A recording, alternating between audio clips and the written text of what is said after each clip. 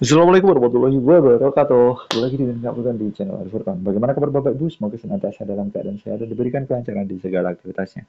Oke, untuk Bapak Ibu yang baru saja menemukan channelnya Kak Furkan, di sini channel Kak Furkan itu membahas informasi update ya seputar dunia ASN Indonesia ya di P3K maupun CPNS.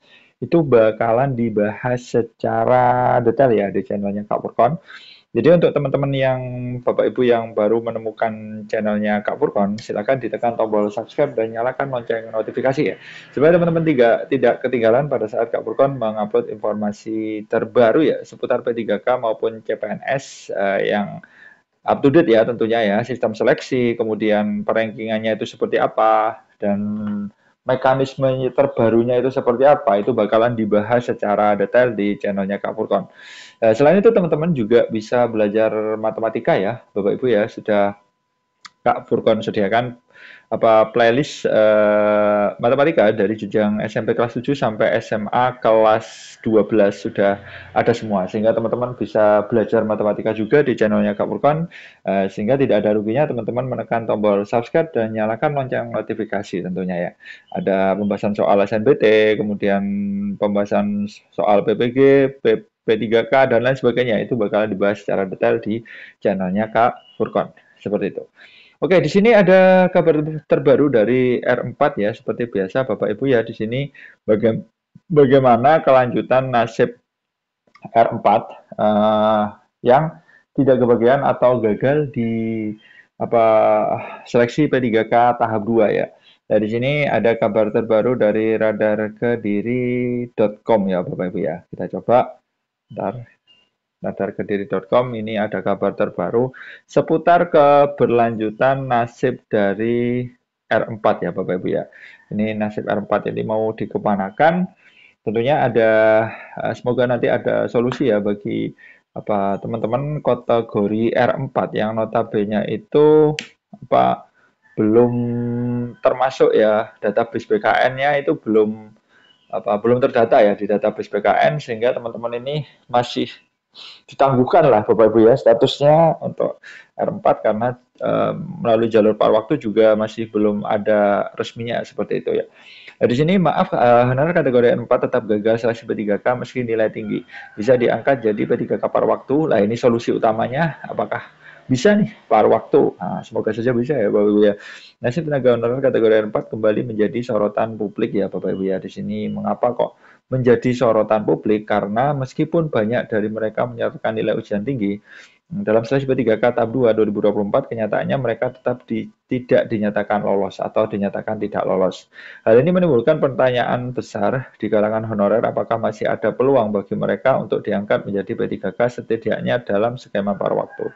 Sayangnya, untuk saat ini belum ada regulasi yang memungkinkan honorer 4 yang tidak tercatat ya dalam database-nya BKN untuk langsung diangkat menjadi P3K. Nah, sebelumnya Bapak Ibu harus tahu apa honorer 4 itu. Tenaga honorer kategori 4 itu adalah mereka yang tidak terdata dalam data resmi BKN, tetapi notabene masih aktif bekerja ya di instansi pemerintah. Ini berbeda dengan kategori R1, R2, R3 yang memiliki catatan kerja dan administrasi yang jelas di instansi masing-masing serta terverifikasi oleh BKN. Karena tidak catat secara resmi, honorer 4 ini secara administratif tidak dianggap memenuhi ya syarat untuk mengikuti pengangkatan sebagai ASN baik itu dalam skema P3K penuh maupun paruh waktu. Padahal tidak sedikit dari mereka yang telah mengabdi bertahun-tahun ya di instansi pemerintahan, bahkan ada yang sudah lebih dari 1 dekade.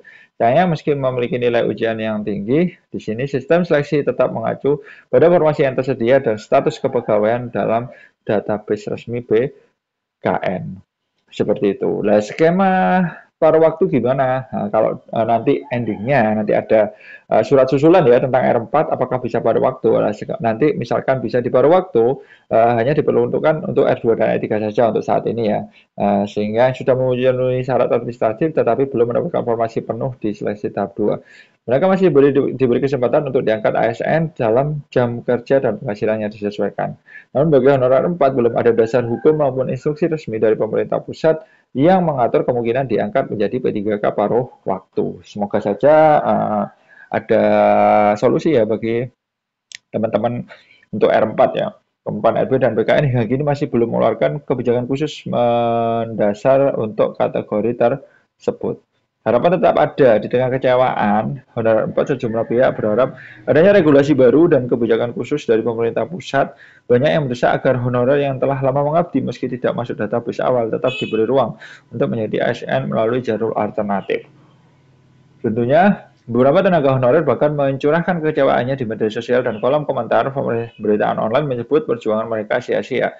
Ada yang merasa ikut seleksi hanya menghabiskan waktu dan biaya karena pada akhirnya status administratif tetap menjadi penentu utama.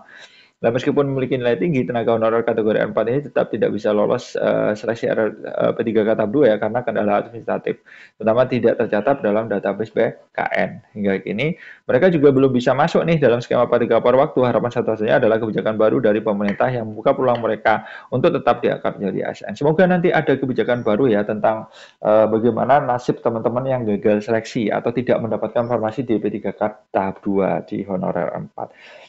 Ya, kemarin ada RDP resmi ya untuk kepala daerah, BKN, Kemenpan, dan lain sebagainya itu hadir ya, Pak. Kita coba pernyataan BKN, kita ketahui, kepala BKN. PNS kita 72%, P3K kita 28%. Mohon izin ke depan untuk kita semua mulai tidak mendikotomikan secara tajam PNS dan P3K karena ini menjadi tidak bagus. Dalam praktek tata kelola banyak sekali yang melaporkan pada kami seolah-olah P3K itu menjadi bagian yang belum terintegrasi secara bagus, baik dari pola karir, kesejahteraan, dan pendekatan-pendekatan karir yang lain. Kalau kita cermati dari sisi perkembangannya, Ibu dan Bapak, ASN kita mulai tahun 2021 sampai 2025 mengalami peningkatan yang sangat tinggi di kisaran 5% sampai 6,5%.